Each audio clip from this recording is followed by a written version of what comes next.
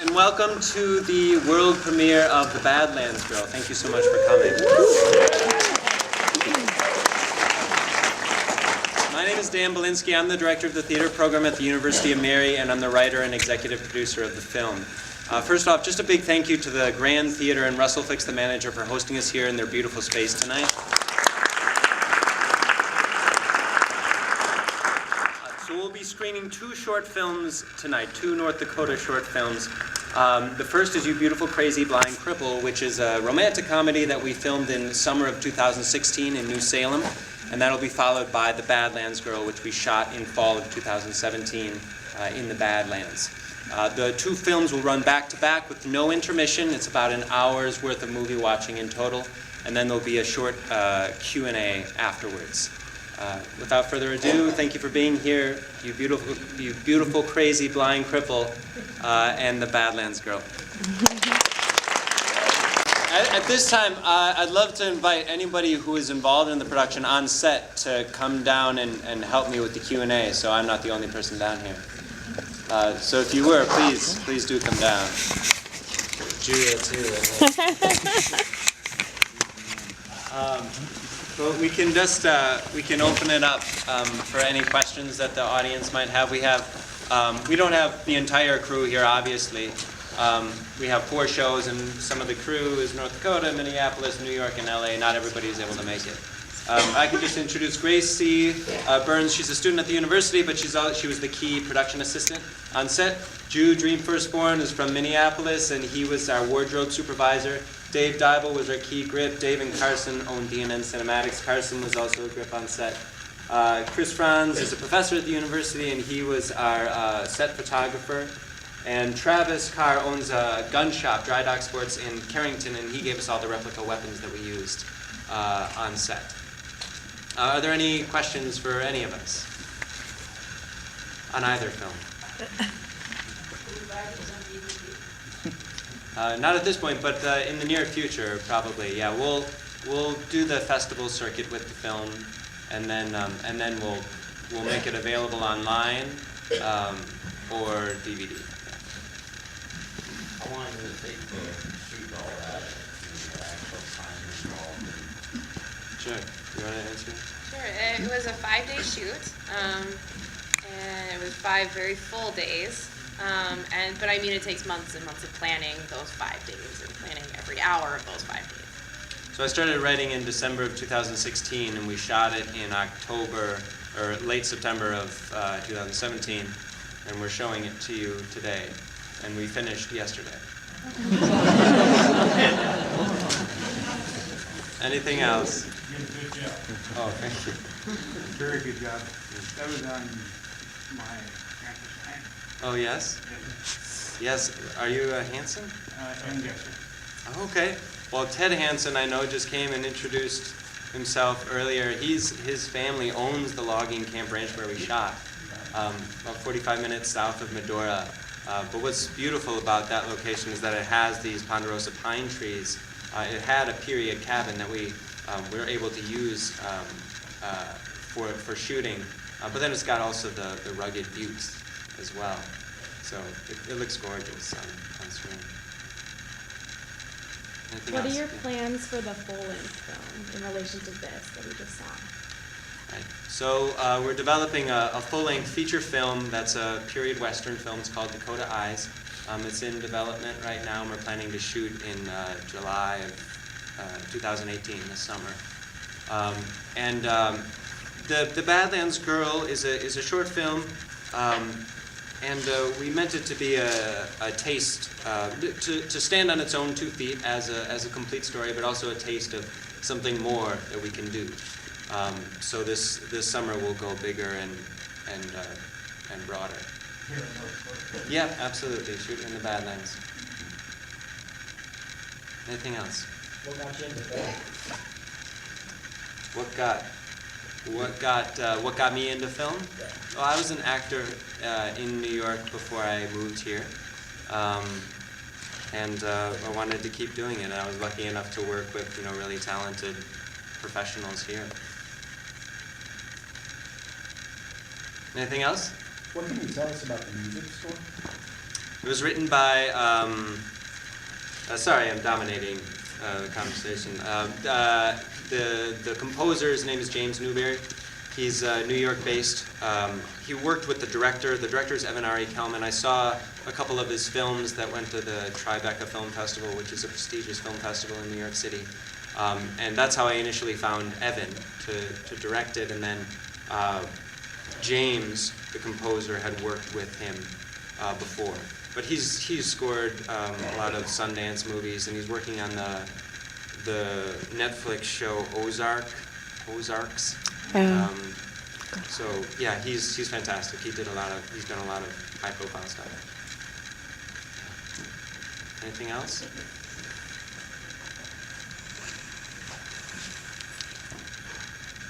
Kim Shade is coming down to the front. Kim Shade is one of our executive producers, and he was also riding in the film at the beginning in the terrific chase scene. What was great about that chase scene is that those were real ranchers riding their own horses. So we put them in costume and put them on their horses, and of course they look fantastic. And I also shot Kim through a window. He was the outlaw that my character shot through a window, so he had it coming. Yes, ma'am. Yeah, I was real proud of the fact that Daniel came to my branding, and he hired all the outlaws he needed at my branding. They were all there, so we had a lot of fun. It was great working with these people. You were wrestling? Is that? You were wrestling, Gavin? Oh, well, yeah, Kim put me in there. He put a beer in one hand and sent me in there to wrestle with the other. No, I sat on a couple calves, but that was my first one. No, I mean, Kim and the other ranchers are amazing, what they can do with a beer in one hand. Yes, ma'am. What can you tell us about the actress? The actress is from New York. Her name is Erin Newfer. She had a recurring role in the TV show Gypsy, starring Naomi Watts. Very, very talented actress. She wasn't able to make it tonight. None of the New York crew was able to make it, or cast was able to make it tonight, unfortunately. We're still in development, so we got lots of things to figure out before that. But yeah, we're keeping all our options open. Anything else? Was the gal in the first movie from last year? Yes, she was.